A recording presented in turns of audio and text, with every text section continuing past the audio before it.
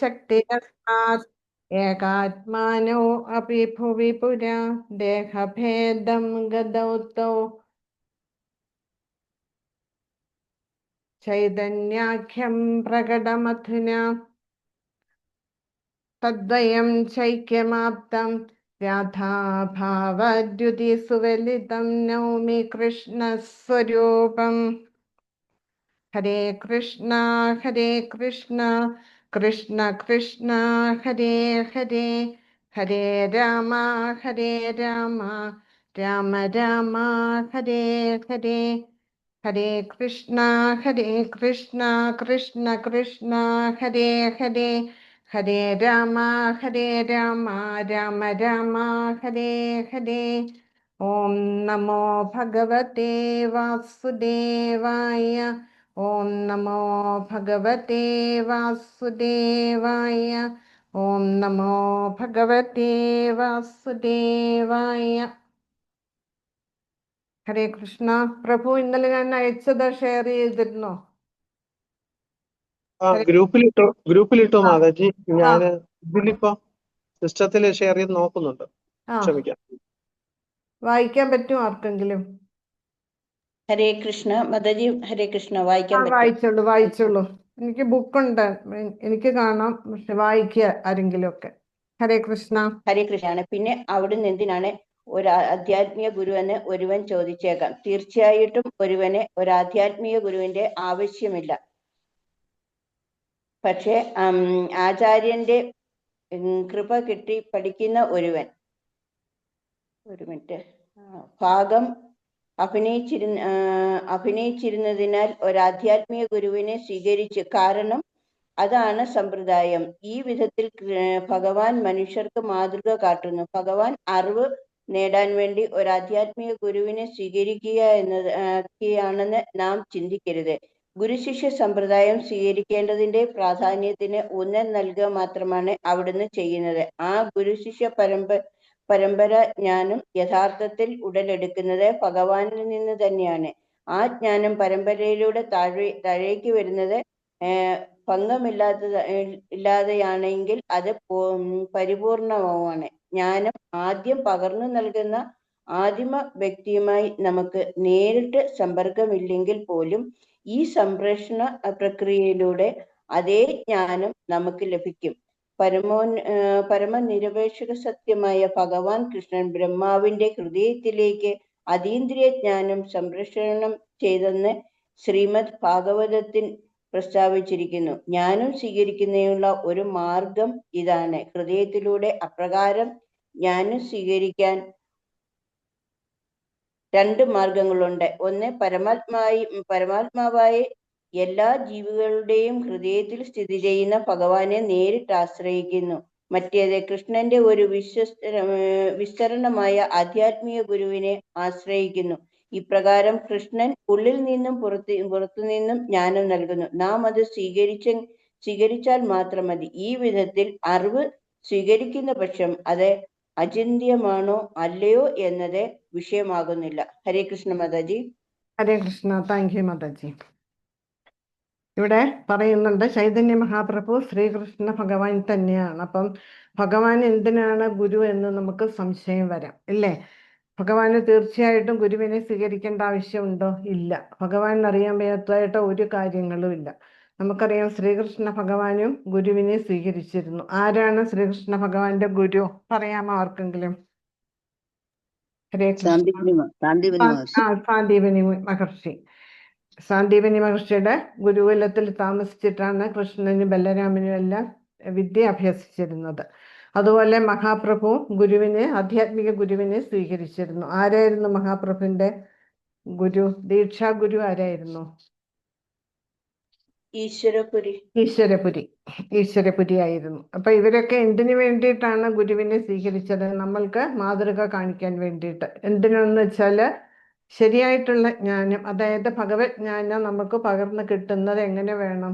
ഒരു spiritual master അല്ലെങ്കിൽ ആധ്യാത്മിക ഗുരുവിൽ കൂടി വേണം. അതെങ്ങനെയുള്ള ഗുരുവായിരിക്കണം? പരമ്പരയിൽപ്പെട്ട്. അതാണ് ബോണഫിഡെ സ്പിരിച്വൽ മാസ്റ്റർ എന്ന് പറയുന്നത്. ആ ബോണഫിഡെ എന്ന വാക്കിന് വളരെയധികം പ്രാധാന്യമുണ്ട്. പരമ്പരയിൽപ്പെട്ട ആധ്യാത്മിക ഗുരുവിൽ നിന്ന് വേണം നമ്മൾ ആധ്യാത്മിക ജ്ഞാനം സ്വീകരിക്കാൻ. അത് നമ്മൾക്ക് കാണിച്ചു തരികയായിരുന്നു ശ്രീകൃഷ്ണ ഭഗവാനും ശ്രീ ചൈതന്യ മഹാപ്രഭുവും ഒക്കെ. അതാണ് ശരിയായിട്ടുള്ള രീതി എന്ന് പറയുന്നത്. ഇങ്ങനെ ഭഗവാൻ മനുഷ്യർക്ക് മാതൃക കാട്ടുന്നു. അപ്പൊ ഇതുകൊണ്ട് നമ്മൾ തെറ്റിദ്ധരിക്കേണ്ട, ഭഗവാൻ അറിവ് നേടാൻ വേണ്ടിയിട്ടാണ് ഒരു ആധ്യാത്മിക ഗുരുവിനെ സ്വീകരിച്ചതെന്ന്. അപ്പൊ ഭഗവാനിൽ നിന്നാണ് പരമ്പര തുടങ്ങുന്നത്. നമ്മളുടെ വൈഷ്ണവ ഗീതങ്ങളിൽ പറയുന്നുണ്ട് ഇല്ലേ, പരമ്പര കൊടുത്തിട്ടുണ്ട്. അത് നിങ്ങൾ പഠിച്ചു വെക്കണേ. എല്ലാം പഠിക്കാൻ പറ്റില്ല. ആദ്യത്തേതൊരു 5-6 പഠിക്കുക, പിന്നെ ലാസ്റ്റില് ഈശ്വരപുരിയിൽ നിന്ന് അങ്ങനെ ഉള്ളത് അത് മാത്രം പഠിച്ചു വെക്കുക. അത് നമ്മൾ അറിഞ്ഞിരിക്കണം. പരമ്പര ഭഗവാനിൽ നിന്ന് തന്നെയാണ് തുടങ്ങുന്നത്. ഭഗവാൻ ആർക്കാണ് ആദ്യം ഉപദേശിച്ചു കൊടുത്തത്? ബ്രഹ്മാവിന് ഇല്ലേ. ശ്രീമദ് ഭാഗവതത്തിൽ പറയുന്നുണ്ട് ആദ്യത്തെ ശ്ലോകത്തില്, തേനേ ബ്രഹ്മഹൃദയ ആദ്യ കവയെ മുഹ്യന്തിയത് സൂര്യേഹ. ബ്രഹ്മാവിന്റെ ഹൃദയത്തിലേക്കാണ് ആദ്യമായിട്ട് ഭഗവാന് ഭഗവത്ജ്ഞാനം പകർന്നു കൊടുത്തത്. അപ്പം നമ്മൾ ഹൃദയത്തിൽ കൂടി വേണം ഭഗവാനെ കുറിച്ചുള്ള ജ്ഞാനം നമ്മൾ സ്വീകരിക്കാൻ. അപ്പം നമ്മൾ തിരുനാമം ജപിക്കുമ്പോൾ പറയാറുണ്ട്, നമ്മൾ തന്നെ ജപിക്കുന്നത് നമ്മളുടെ ചെവി കൊണ്ട് നമ്മൾ കേൾക്കണം. എന്തിനു വേണ്ടിയിട്ടാണ്? ആ ശബ്ദ കമ്പനങ്ങൾ, വൈബ്രേഷൻ നമ്മളുടെ ഉള്ളിലേക്ക് അത് ഇറങ്ങിച്ചെല്ലണം, നമ്മളുടെ ഹൃദയത്തിലേക്ക് കടക്കണം. അതിന് വേണ്ടിയിട്ടാണ് നമ്മൾ തിരുനാമം ജപിക്കുമ്പോൾ നമ്മളത് കേൾക്കണം, കേട്ടുകൊണ്ട് ജപിക്കണം. നമ്മളുടെ ശബ്ദം നമ്മൾ തനിയെ കേട്ടുകൊണ്ട് വേണം അത് ജപിക്കാനെന്ന് പറയുന്നത്. അപ്പൊ ഭഗവാനെ കുറിച്ചുള്ള ജ്ഞാനം നമ്മളുടെ ഉള്ളിൽ വരണമെങ്കിൽ അത് ഇങ്ങനെയുള്ള ശ്രവണം കൊണ്ട് മാത്രമേ, അത് ഹൃദയത്തിൽ കൂടിയാണ് ജ്ഞാനം സ്വീകരിക്കുക. അതിനു വേണ്ടിയിട്ടാണ് ഇത് ഇങ്ങനെ പറയുന്നത്, നമ്മൾ കേട്ടുകൊണ്ട് ജപിക്കുമെന്ന് പറയുന്നത്. അപ്പൊ ആദ്യം ഭഗവാന് ബ്രഹ്മാവിന് കൊടുത്തു, ബ്രഹ്മാവ് നാരദന് കൊടുത്തു, നാരദൻ വ്യാസദേവന് കൊടുത്തു, പിന്നെ മാധവാചാര്യര് മാധവേന്ദ്രപുരി, അങ്ങനെ ഈശ്വരപുരി, പിന്നെ ചൈതന്യ മഹാപ്രഭു, അങ്ങനെ വന്ന് നമ്മളുടെ ശ്രീല പ്രഭുപാദരിൽ എത്തി നിൽക്കുകയാണ് നമ്മളുടെ പരമ്പര. അപ്പൊ പരമ്പര വഴി നമുക്കിപ്പോൾ ഭഗവാനെ കാണാനോ ഭഗവാനുമായിട്ട് കോണ്ടാക്ട് ചെയ്യാനോ നമ്മൾക്ക് സാധിക്കില്ല. അപ്പം നമ്മൾ എന്ത് ചെയ്യണം? ഈ പരമ്പര വഴിക്ക് കിട്ടിയ ജ്ഞാനം, നമ്മളുടെ ആചാര്യന്മാര് നമുക്ക് തരുന്ന ജ്ഞാനം നമ്മൾ അതേപടി സ്വീകരിക്കുക. കാരണം എന്താണ്? നമ്മളുടെ ഇന്ദ്രിയങ്ങളൊക്കെ പരിമിതമാണ്. ഈ ഭൗതിക ലോകം എന്ന് പറയുന്നത് പരിമിതമാണ്. അതിന് റൂൾസ് ആൻഡ് റെഗുലേഷൻസ് ഉണ്ട്. അപ്പം ഈ ഭൗതികതയ്ക്ക് അപ്പുറത്തുള്ള കാര്യങ്ങൾ മനസ്സിലാക്കിയെടുക്കാൻ നമ്മൾക്ക് സാധിക്കില്ല. അപ്പം ഈ പരമ്പരയിലുള്ളവരെന്ന് വെച്ചാൽ അത് കാണുകയും കേൾക്കുകയും മനസ്സിലാക്കുകയും ചെയ്തവരാണ്. അപ്പോൾ അവർ പറയുന്ന കാര്യങ്ങൾ നമ്മൾ യാതൊരു തർക്കവും കൂടാതെ നമ്മൾ ഭഗവാനെ വിശ്വസിച്ചുകൊണ്ട് നമ്മൾ അതേപടി നമ്മൾ സ്വീകരിക്കുകയാണ് നമ്മൾ ചെയ്യേണ്ടത്. അതാണ് ഭഗവാനെ കുറിച്ചുള്ള ജ്ഞാനം സ്വീകരിക്കുന്നതിനുള്ള ശരിയായിട്ടുള്ള മാർഗം. ഇതാണ് പരമ്പര വഴിയുള്ള ആചാര്യന്മാരെ നമ്മൾ സ്വീകരിക്കുക. അതാണ് ഭഗവാൻ ശ്രീകൃഷ്ണ ഭഗവാനും ശ്രീ ചൈതന്യ മഹാപ്രഭുവും ഒക്കെ ആധ്യാത്മിക ഗുരുവിനെ സ്വീകരിച്ചുകൊണ്ട് നമ്മളെ പഠിപ്പിച്ചതാണ്. പിന്നീട് ശ്രീല പ്രഭുപാദർ പറയുന്നത് എന്താണ്? ഈ ആധ്യാത്മിക ജ്ഞാനം സ്വീകരിക്കാൻ 2 മാർഗങ്ങളുണ്ട്. ഒന്നെന്താണ്? നമ്മളുടെ ഉള്ളിലെ ഭഗവാൻ തന്നെ ചൈത്യ ഗുരുവായിട്ട്, അതായത് പരമാത്മാവായിട്ട് നമ്മളുടെ ഉള്ളിൽ കുടികൊള്ളുന്നുണ്ട് ഇല്ലേ. ക്ഷീരോദശ വിഷ്ണുവാണ് പരമാത്മ ചൈതന്യമായിട്ട് എല്ലാ ജീവജാലങ്ങളുടെ ഉള്ളിൽ കുടികൊള്ളുന്നത്. ആ പരമാത്മാവിനെ കൂടി നമ്മൾ ഭഗവത്ജ്ഞാനം സ്വീകരിക്കുക. അത് ഉള്ളിൽ നിന്ന് കിട്ടുന്നു. പിന്നെ പുറമേക്ക് എങ്ങനെ കിട്ടും? നമ്മളുടെ ആധ്യാത്മിക ഗുരുവിനെ സ്വീകരിക്കുമ്പോൾ ആ ഗുരു വഴി നമുക്ക് ഭഗവത്ജ്ഞാനം പകർന്നു കിട്ടും. ഇങ്ങനെ 2 രീതികളാണ് ഭഗവാനെ കുറിച്ചുള്ള ജ്ഞാനം സ്വീകരിക്കാനായിട്ട് നമ്മൾക്ക് ഇവിടെ വഴിയുള്ളത്. ഒന്ന്, പരമാത്മാവായി എല്ലാ ജീവസത്തകളുടെയും ഹൃദയത്തിൽ സ്ഥിതി ചെയ്യുന്ന ഭഗവാനെ നേരിട്ട് ആശ്രയിക്കുന്നു. മറ്റേത് ഭഗവാന്റെ വിസ്തരണമായ ആധ്യാത്മിക ഗുരുവിനെ ആശ്രയിക്കുന്നു. അങ്ങനെ കൃഷ്ണൻ ഉള്ളിൽ നിന്നും പുറത്തു നിന്നും ജ്ഞാനം നൽകുന്നു. നമ്മളത് ചോദ്യം ചെയ്യാതെ നമ്മളത് അതേപടി സ്വീകരിക്കുക.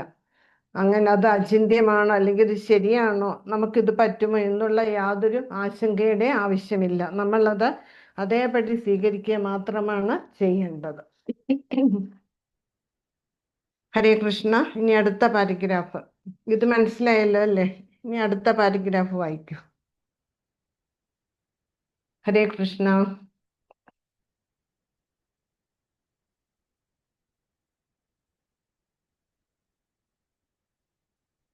ഭൗതിക പ്രപഞ്ചത്തിന് പുറമേയുള്ള ആരെങ്കിലും വായിക്കൂ, സമയം കളയണ്ട, സമയം ഹരേ കളയാതെ കൃഷ്ണ. വായിക്കൂ. ഹരേ ഹരേ കൃഷ്ണ. കൃഷ്ണ മാതാജി. ഹരേ കൃഷ്ണ.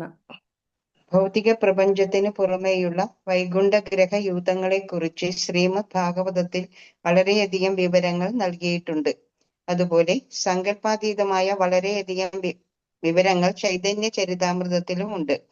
പരീക്ഷണാത്മകമായ പ്രക്രിയയിലൂടെ ഈ ജ്ഞാനത്തെ പ്രാപിക്കാനുള്ള ഏത് പരിശ്രമവും പരാജിതമാകും. അതിനാൽ ഈ അറിവിനെ അതേപടി സ്വീകരിക്കുക മാത്രമേ നിർവാഹമുള്ളൂ. വൈദിക സമ്പ്രദായം അനുസരിച്ച് അതീന്ദ്രിയ ശബ്ദത്തെ ആധികാരിക പ്രമാണമായി സ്വീകരിക്കണം. വൈദിക ജ്ഞാനത്തിൽ ശബ്ദത്തിന് വളരെ പ്രാധാന്യമുണ്ട്. കാരണം അത് പരിശുദ്ധമാണെങ്കിൽ പ്രാമാണികമായി അംഗീകരിക്കപ്പെടുന്നു. ഭൗതിക ലോകത്തിൽ പോലും നാം ടെലിഫോണിലൂടെയും റേഡിയോയിലൂടെയും 10,000-കണക്കിന് മൈലുകൾക്കപ്പുറത്ത് നിന്ന് അയക്കപ്പെടുന്ന വളരെയധികം വിവരങ്ങൾ സ്വീകരിക്കുന്നു. ഈ വിധത്തിൽ നാം നമ്മുടെ നിത്യജീവിതത്തിലും ശബ്ദത്തെ പ്രാമാണികമായി സ്വീകരിക്കുന്നു. വിവരം നൽകുന്ന ആളെ നമുക്ക് കാണാൻ കഴിയുന്നില്ലെങ്കിൽ പോലും അയാൾ നൽകുന്ന വിവരങ്ങളെ നാം ശബ്ദത്തിന്റെ അടിസ്ഥാനത്തിൽ ശരിവെക്കുന്നു. അതുകൊണ്ട് വൈദിക ജ്ഞാനത്തിന്റെ സംപ്രേഷണത്തിൽ ശബ്ദസ്പന്ദനത്തിന് വളരെ പ്രാധാന്യമുണ്ട്. ഹരേ കൃഷ്ണ മാതാജി. ഇനി വായിക്കണം? വേണ്ട, ഇതൊക്കെ പറഞ്ഞിട്ട്. ഹരേ ഹരേ കൃഷ്ണ. കൃഷ്ണ. ഹരേ കൃഷ്ണ. നമുക്കറിയാം ഈ സൃഷ്ടിയില് എങ്ങനെയാണ് സൃഷ്ടി നടക്കുന്നത്. നമ്മൾ ഭഗവത്ഗീതയിലെ ഭാഗവതത്തിൽ കൂടിയൊക്കെ നമ്മൾ പഠിച്ചതാണ്, ഇല്ലേ? കാരണവശായ വിഷ്ണുവിന്റെ ഉച്ഛ്വാസ നിശ്വാസ സമയത്താണ് സൃഷ്ടി സംഹാരങ്ങൾ നടക്കുന്നത്. ആ മഹാവിഷ്ണു ശ്വാസം പുറത്തേക്ക് വിടുമ്പോൾ കോടിക്കണക്കിന് ബ്രഹ്മാണ്ടങ്ങളാണ് പുറത്തേക്ക് വരുന്നത്. ആ ബ്രഹ്മാണ്ടങ്ങളെല്ലാം തന്നെ ആ കാരണസമുദ്രത്തിൽ അത് ഒഴുകി നടക്കുകയാണ് ചെയ്യുന്നത്. ഇതൊക്കെ നമുക്കറിയാവുന്ന കാര്യങ്ങളാണ്, ഇല്ലേ? അതുപോലെ ഇതെല്ലാം നമുക്ക് ശ്രീമദ് ഭാഗവതത്തിൽ നിന്ന് നമുക്ക് മനസ്സിലാക്കാൻ സാധിക്കും. ഭഗവത്ഗീതയിൽ ഇതിനെക്കുറിച്ച് പ്രതിപാദിച്ചിട്ടുണ്ട്. അതുപോലെ ചൈതന്യ ചരിതാമൃതത്തിൽ ഇത് തന്നെ നമുക്ക് ചൈതന്യ ചരിതാമൃതത്തിൽ കൂടിയും നമ്മൾക്ക് മനസ്സിലാക്കാൻ സാധിക്കും. അപ്പം നമ്മൾ പരീക്ഷിച്ചിട്ട് അല്ലെങ്കിൽ തെളിവ് കണ്ടുപിടിച്ചിട്ട് അല്ലെങ്കിൽ പരീക്ഷണം നടത്തി അത് നമുക്ക് മനസ്സിലാക്കിയെടുക്കാൻ ഇതൊന്നും നമുക്ക് സാധിക്കില്ല. കാരണം ഇതൊക്കെ ഭൗതികതയ്ക്ക് അതീതമായിട്ടുള്ള കാര്യങ്ങളാണ്. അപ്പോൾ ഇതൊക്കെ പരീക്ഷിച്ച് നിരീക്ഷിച്ച് കണ്ടുപിടിക്കുക എന്ന് പറയുന്നത് നമ്മളുടെ സാമാന്യ ബുദ്ധിക്ക് ഉതകുന്നതല്ല. അപ്പം നമ്മൾ എന്താ ചെയ്യേണ്ടത്? ആ പരമ്പര വഴി കിട്ടുന്ന ആ അറിവിനെ നമ്മളുടെ ആചാര്യന്മാർ തരുന്ന അറിവിനെ നമ്മളത് അതേപടി സ്വീകരിക്കുക. കാരണം എന്താണ്? നമ്മളുടെ ആചാര്യന്മാർ അല്ലെങ്കിൽ ആധ്യാത്മിക ഗുരുക്കന്മാരെ അവര് കണ്ട് മനസ്സിലാക്കിയവരാണ്. അവരാ തലത്തിലുള്ളവരാണ്. സാക്ഷാത്കാര തലത്തിൽ സ്ഥിതി ചെയ്യുന്നവരാണ് നമ്മളുടെ ആധ്യാത്മിക ഗുരുക്കന്മാർ. അപ്പം അവർ പറയുന്ന കാര്യങ്ങൾ, ഭഗവാനെ കുറിച്ചുള്ള കാര്യങ്ങൾ, അത് നമ്മൾ അതേപടി അംഗീകരിക്കുകയാണ് ചെയ്യേണ്ടത്. അതിനെ ചോദ്യം ചെയ്യേണ്ട ആവശ്യമേ ഇല്ല. കാരണം അവർക്ക് അവരുടെ ആധ്യാത്മിക ഗുരുവിൽ നിന്ന് കിട്ടിയതാണ്. അതാണ് പരമ്പര എന്ന് പറയുന്നത്. അവരുടെ ആധ്യാത്മിക ഗുരു ഇങ്ങനെ കൈമാറി വന്ന ഭഗവത് ജ്ഞാനമാണ് നമ്മൾക്ക് കിട്ടിയിരിക്കുന്നത്. അപ്പം നമ്മളുടെ ഗുരു പറയുന്ന കാര്യങ്ങൾ നമ്മൾ അതേപടി അംഗീകരിക്കുക. ഇവിടെ ശ്രീല പ്രഭുപാദര് ഉദാഹരണം പറയുന്നുണ്ട്. എന്താ പറയുന്നത്? ഭൗതിക ലോകത്തിൽ പോലും നാം ടെലിഫോണിലൂടെയും റേഡിയോയിലൂടെയും 10,000-കണക്കിന് മൈലുകൾക്കപ്പുറത്ത് നിന്ന് അയക്കപ്പെടുന്ന വളരെയധികം വിവരങ്ങൾ സ്വീകരിക്കുന്നു. അപ്പം സൃഷ്ടിയുടെ ഇവിടെ നമ്മളൊരു കാര്യം പ്രത്യേകം മനസ്സിലാക്കേണ്ടത് എന്താണ്? സൃഷ്ടിയുടെ പ്രധാന അടിസ്ഥാനം എന്ന് പറയുന്നത് ശബ്ദത്തിന് വളരെയധികം പ്രാധാന്യമുണ്ട് ഈ സൃഷ്ടിയിൽ. ശബ്ദ കമ്പനങ്ങൾ, ഇപ്പൊ പ്രഭാതരുടെ ഉദാഹരണം നോക്കിയാൽ നമുക്കറിയാം. റേഡിയോ ഇല്ലേ, ടെലിഫോൺ, ഇപ്പം ടെലിവിഷനും ഉണ്ട്. ഇതെല്ലാം എന്തിനെ അടിസ്ഥാനമാക്കിയാണ് പ്രവർത്തിക്കുന്നത്? ശബ്ദ കമ്പനങ്ങളെ, വൈബ്രേഷൻ ഇല്ലേ? നമ്മൾ തിരുനാമം ജപിക്കുമ്പോഴും നമ്മളുടെ ആ ശബ്ദത്തിന്റെ വൈബ്രേഷൻ ആണ് നമ്മളുടെ ഉള്ളിലേക്ക് ഇറങ്ങിച്ചെല്ലുന്നത്. അതേപോലെ ശബ്ദ കമ്പനങ്ങൾ മൂലമാണ് നമ്മൾക്ക് എല്ലാ കാര്യങ്ങളും, ഈ ലോകത്തിന്റെ ഏതു ഭാഗത്ത് നടക്കുന്ന കാര്യങ്ങൾ കാണാനും കേൾക്കാനും സാധിക്കുന്നത് ശബ്ദ കമ്പനങ്ങൾ വഴിയാണ്. അപ്പം ഈ സൃഷ്ടിയില് ശബ്ദത്തിന് വളരെയധികം പ്രാധാന്യമുണ്ട് എന്ന് ശ്രീല പ്രഭുപാദര് പറയുന്നുണ്ട്. കാരണം എന്താണ്? നമ്മളുടെ ഹരേ കൃഷ്ണ, ഭൗതികമായിട്ടുള്ള ഇന്ദ്രിയങ്ങൾ കൊണ്ട് നമുക്ക് ഈ ഭൗതികതയ്ക്ക് അപ്പുറത്തുള്ള കാര്യങ്ങൾ കാണാനും കേൾക്കാനും ഒന്നും നമുക്ക് സാധിക്കില്ല. അപ്പൊ അതുകൊണ്ട് ആ അതീന്ദ്രിയ ശബ്ദത്തെ നമ്മൾ അതേപടി അംഗീകരിക്കുക. അതാണ് നമ്മൾ ചെയ്യേണ്ടത്. അപ്പം വൈദിക ശാസ്ത്രത്തില് ശബ്ദത്തിന് വളരെയധികം പ്രാധാന്യമുണ്ട്. അതാണ് പ്രമാണമായിട്ട് എടുക്കുന്നത്, ശബ്ദ പ്രമാണം. ആ ശബ്ദമാണ് എല്ലാത്തിനും നമ്മൾ തെളിവായിട്ട് അല്ലെങ്കിൽ പ്രമാണമായിട്ട് നമ്മൾ എടുക്കുന്നത്. ഇപ്പൊ നമ്മളുടെ നിത്യജീവിതത്തിൽ നമ്മൾ ശബ്ദത്തെ പ്രാമാണികമായിട്ട് സ്വീകരിക്കുന്നു. ഇപ്പൊ നമ്മളോട് ഒരു കാര്യം നമ്മളോട് ആരെങ്കിലും പറയുകയെന്ന് വെച്ചാൽ നമ്മൾക്ക് വിശ്വാസമുള്ള ആളാണെങ്കിൽ നമ്മൾ അത് അതേപടി അംഗീകരിക്കും. ഇല്ല, അത് ശരിയാണ് എന്ന് നമ്മൾ സ്ഥാപിക്കും, നമ്മളത് സ്വീകരിക്കും. അതേപോലെയാണ്.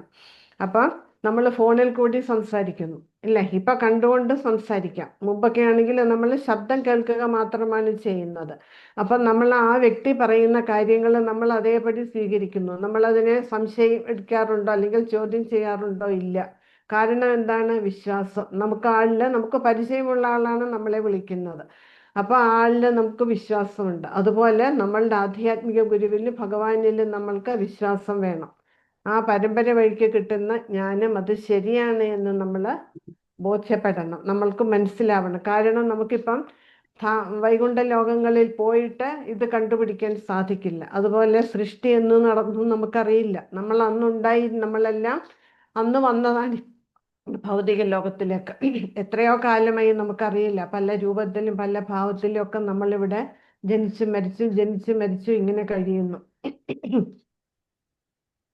അതുകൊണ്ട് നമുക്ക് കഴിഞ്ഞ ജന്മങ്ങളുടെ കാര്യങ്ങൾ ചെയ്യേണ്ടത് അത് കണ്ടും കേട്ടും മനസ്സിലാക്കിയവര്, അതാണ് ആധികാരികമായിട്ടുള്ള സ്രോതസ് എന്ന് പറയുന്നത്. അവർ പറയുന്ന കാര്യങ്ങൾ നമ്മൾ അതേപടി അംഗീകരിക്കുക. അതിനുള്ള അടിസ്ഥാനമാണ് ശബ്ദപ്രമാണം എന്ന് പറയുന്നത്. വേദശാസ്ത്രങ്ങളിലെ ഏറ്റവും പ്രധാനമാണ് ശബ്ദപ്രമാണം. അതാണ് തെളിവ് എന്ന് പറയുന്നത്. ഹരേ കൃഷ്ണ മാതാജി, ഞാൻ വായിച്ചോട്ടെ? വായിച്ചോളൂ. ഹരേ കൃഷ്ണ. നമോ ഭഗവതേ വാസുദേവ മഹാപ്രഭുക്ക് വായിക്കൂ. ഈ വിശ്വാവിഷ്കാരത്തിന് ആ പാരഗ്രാഫ്. ഈ വിശ്വാവിഷ്കാരത്തിന് അപ്പുറത്തുള്ള ഈ ആവിഷ്കാരത്തിൽ അതിവ്യാപകമായ ലോകങ്ങളുണ്ടെന്ന് വേദങ്ങൾ നമുക്ക് വിവരം നൽകുന്നു. ഈ ഭൗതിക ആവിഷ്കാരം സമസൃഷ്ടിയുടെ ചെറിയൊരു ഭാഗം മാത്രമേ ആകുന്നുള്ളൂ. ഭൗതിക സൃഷ്ടി ഈ ഒരു ബ്രഹ്മാണ്ടം മാത്രം ഉൾപ്പെടുന്നതല്ല. അസംഖ്യം ബ്രഹ്മാണ്ടങ്ങൾ വേറെയും ഉണ്ട്. പക്ഷേ എല്ലാ ഭൗതിക ലോകങ്ങളും കൂടിച്ചേർന്നാലും സമ്പൂർണ്ണ സൃഷ്ടിയുടെ 1/4 മാത്രമേ ആകുന്നുള്ളൂ. ശേഷിക്കുന്ന 3 ഭാഗവും ആത്മീയ ആകാശത്തിലാണ്. ബാക്കി വേറെ ഭാഗത്തിലാ മാതാജി. ഹരേ കൃഷ്ണ പ്രഭു, അത് ഇടാൻ പറ്റുമോ? വായിച്ചോട്ടെ പ്രഭു, ഞാൻ വായിച്ചോട്ടെ മാതാജി ബാക്കി? വായിച്ചോളൂ. ഹരേ കൃഷ്ണ. ആ ആകാശത്തിൽ എണ്ണമറ്റ ഗ്രഹങ്ങൾ ഒഴുകി നടക്കുന്നു. ഇവ വൈകുണ്ഠങ്ങൾ എന്ന് വിളിക്കപ്പെടുന്നു. ഓരോ വൈകുണ്ഠ ലോകത്തിലും നാരായണൻ അവിടുത്തെ 4 വിസ്തരണങ്ങൾ സമേതനായി വാണരുളുന്നു.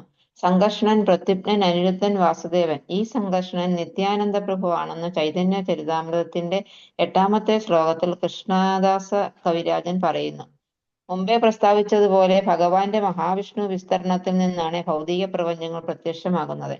ഒരു ഭർത്താവും ഭാര്യയും സന്താനോത്പാദനത്തിന് വേണ്ടി സംയോജനം നടത്തുന്നത് പോലെ മഹാവിഷ്ണു തന്നോട് പത്നിയും മായയുമായി അഥവാ ഭൗതിക പ്രകൃതിയുമായി സംയോജിക്കുന്നു.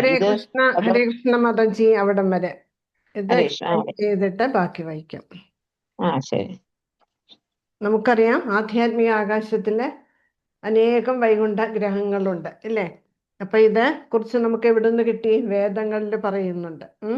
അപ്പം ഈ ഭൗതിക ലോകം എന്ന് പറയുന്നത് ആധ്യാത്മിക ലോകത്തിനെ വെച്ച് നോക്കുകയാണെങ്കിൽ വളരെ ചെറിയൊരു ഭാഗം മാത്രമാണ്. അതായത് നമ്മൾക്ക് അറിയാവുന്നതാണ്, 1/4 ഭാഗം മാത്രമാണ് ഈ ഭൗതിക സൃഷ്ടി.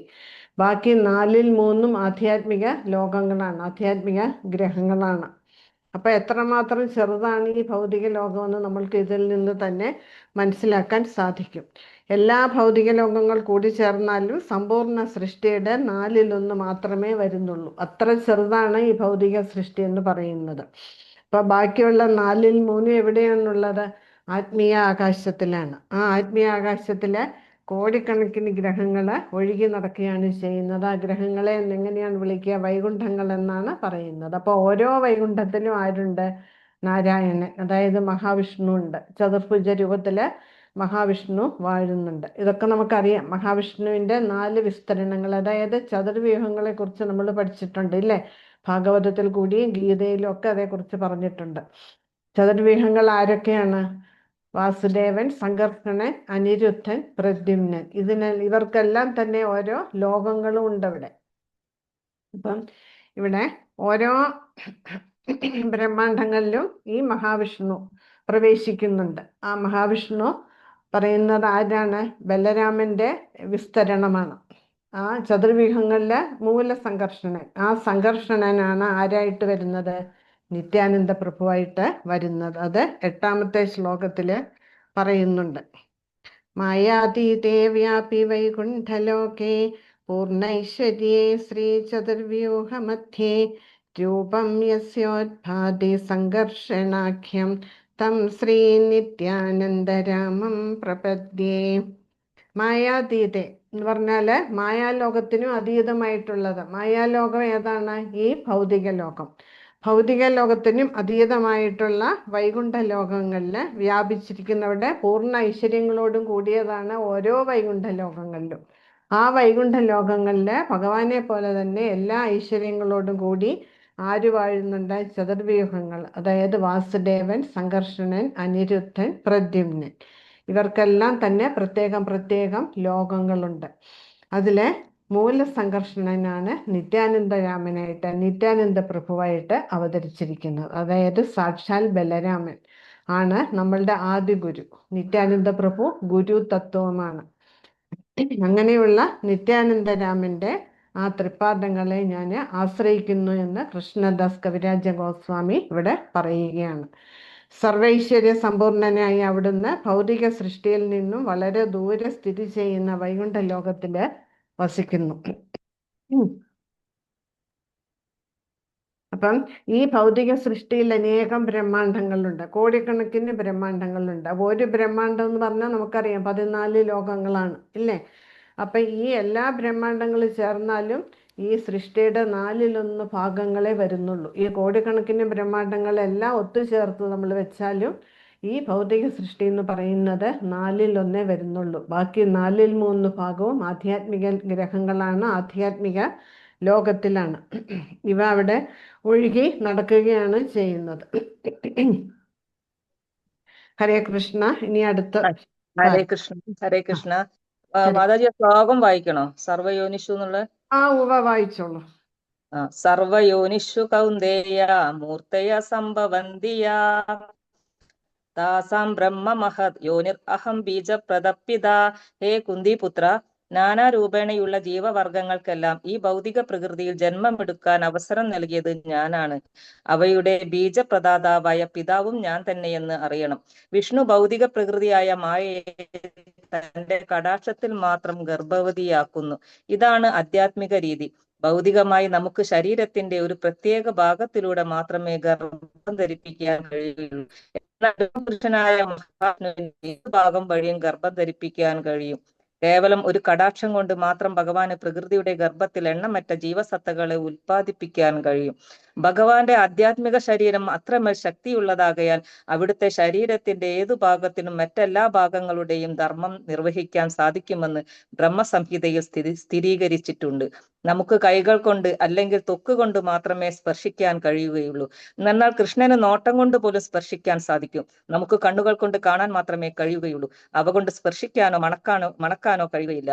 കൃഷ്ണന് തന്റെ കണ്ണുകൾ കൊണ്ട് ഗന്ധം നുകരാനും ഭക്ഷിക്കാനും കഴിയും. കൃഷ്ണന് ഭക്ഷണം സമർപ്പിക്കുമ്പോൾ അവിടുന്ന് ഭക്ഷിക്കുന്നത് നാം കാണുന്നില്ല. എന്നാൽ കേവലം നോട്ടം കൊണ്ട് തന്നെ അവിടുന്ന് അവ ഭക്ഷിക്കുന്നു. ആത്മീയമായ ആധ്യാത്മിക ലോകത്ത് കാര്യങ്ങൾ എങ്ങനെയാണ് നടക്കുന്നതെന്ന് നമുക്ക് സങ്കല്പിക്കാൻ കഴിയില്ല.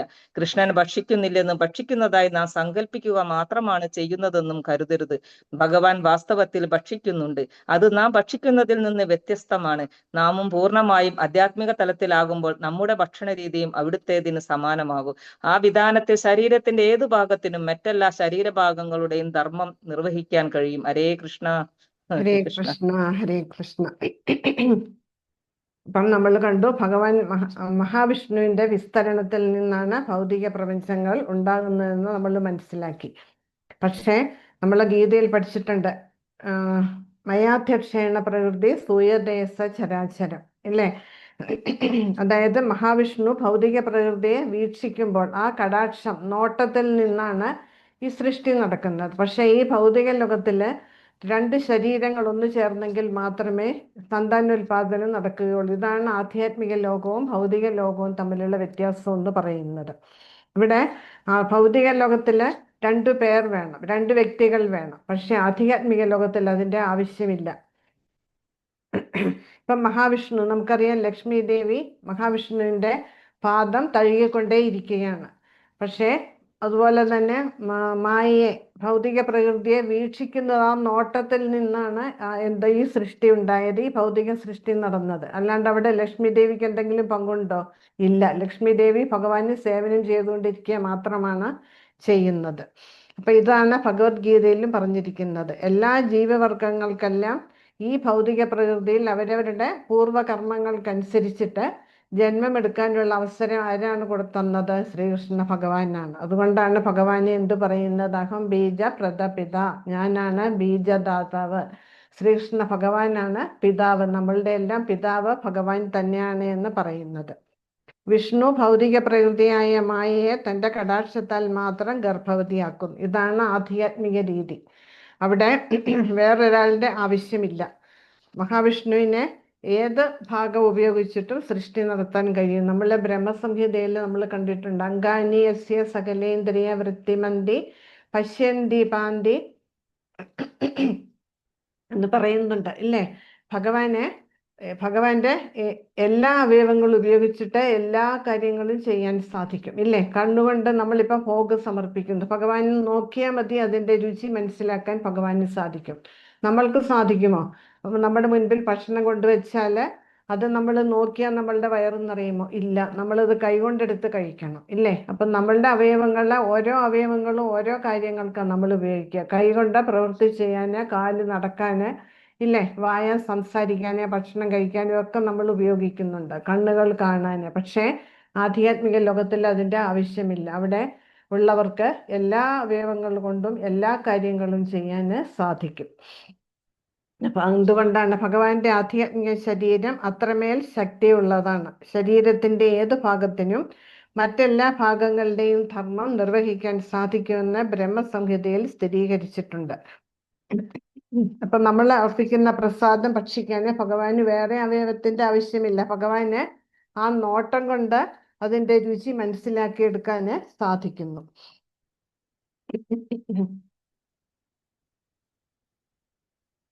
ഇപ്പൊ ഭഗവാന്റെ ശരീരം എന്ന് പറയുന്നത് ആധ്യാത്മിക ശരീരമാണ്, സച്ചിദാനന്ദ സ്വരൂപമാണ്. നമ്മളുടേതോ അസത്ത് അച്യുത്ത് നിരാനന്ദമാണ് നമ്മളുടെ ശരീരം. അതേസമയം നമുക്കും മരണശേഷം നമുക്ക് നമ്മളുടെ സാധന ശരിയാക്കി നമ്മളുടെ ആ സ്വരൂപസിദ്ധി കൈവരിക്കാൻ നമുക്ക് സാധിക്കുകയാണെങ്കിൽ നമ്മൾക്കും ഇതേപോലെയുള്ള ആധ്യാത്മിക ശരീരം കിട്ടും. അപ്പം നമുക്കും ഇതെല്ലാം ചെയ്യാൻ അവിടെ വെച്ചിട്ട്, ഈ ഭൗതിക ലോകത്തിൽ വെച്ചിട്ടല്ല, ആധ്യാത്മിക ലോകത്തിൽ നമ്മൾ എത്തിപ്പെട്ടാൽ നമുക്കും ഇതേപോലെ കാര്യങ്ങൾ ചെയ്യാനുള്ള കഴിവ് കിട്ടും എന്നാണ് ഇവിടെ ശ്രീല പ്രഭുപാദർ നമ്മളോട് പറയുന്നത്. അപ്പം അതിനുവേണ്ടി നമ്മൾ എന്ത് ചെയ്യണം? നമ്മളുടെ സാധന നമ്മൾ ശക്തമാക്കണം. എങ്കിൽ മാത്രമേ നമ്മൾക്കിത് സാധിക്കുകയുള്ളൂ.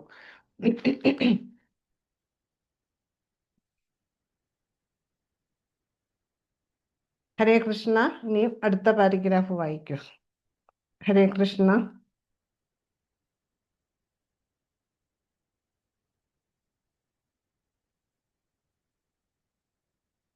ഹരേ കൃഷ്ണ. ഞാൻ വായിക്കണോ? വായിച്ചോളൂ. ഹരേ കൃഷ്ണ. വിഷ്ണുവിന് സൃഷ്ടി നടത്താൻ ഒന്നിന്റെയും ആവശ്യമില്ല. ബ്രഹ്മാവിന് ജന്മം നൽകാൻ അവിടുന്ന് ലക്ഷ്മി ദേവിയുടെ ആവശ്യമുണ്ടായിരുന്നില്ല. കാരണം അവിടുത്തെ നാഭിയിൽ നിന്ന് ഉത്ഭവിച്ച താമരയിലാണ് ബ്രഹ്മാവ് ആവിർഭവിച്ചത്. ലക്ഷ്മി ദേവി ഭഗവാന്റെ പാദങ്ങൾക്കരികിലിരുന്ന് സേവിക്കുന്നു. ഈ ഭൗതിക ലോകത്തിൽ സന്താനോൽപാദനത്തിന് ലൈംഗിക ബന്ധം ആവശ്യമാണ്. പക്ഷേ ആധ്യാത്മിക ലോകത്ത് ഒരു പുരുഷന് തന്റെ ഭാര്യയുടെ സഹായം കൂടാതെ തന്നെ ഇഷ്ടാനുസരണം എത്ര സന്താനങ്ങൾക്ക് വേണമെങ്കിലും ജന്മം നൽകാം. അതുകൊണ്ട് അവിടെ ലൈംഗിക ജീവിതമില്ല. നമുക്ക് ആധ്യാത്മിക ശക്തിയെക്കുറിച്ച് അറിവില്ലാത്തതിനാൽ വിഷ്ണുവിന്റെ നാഭിയിൽ നിന്നുള്ള ബ്രഹ്മാവിന്റെ ജനനം ഒരു സാങ്കല്പിക കഥയാണെന്ന് നാം കരുതുന്നു. ആധ്യാത്മിക ശക്തി അത്രയധികം പ്രബലമാണെന്നും അതിന് ഏതും ചെയ്യാൻ കഴിയുമെന്നും നമുക്ക് അറിവില്ല. ഭൗതിക ശക്തി നിയമങ്ങൾക്ക് വിധേയമാണ്, എന്നാൽ ആധ്യാത്മിക ശക്തി സർവസ്വതന്ത്രനാണ്. ഹരേ കൃഷ്ണ. അതിപ്പോ ഹരേ കൃഷ്ണ. ഹരേ ഹരേ കൃഷ്ണ. കൃഷ്ണ. ഹരേ കൃഷ്ണ.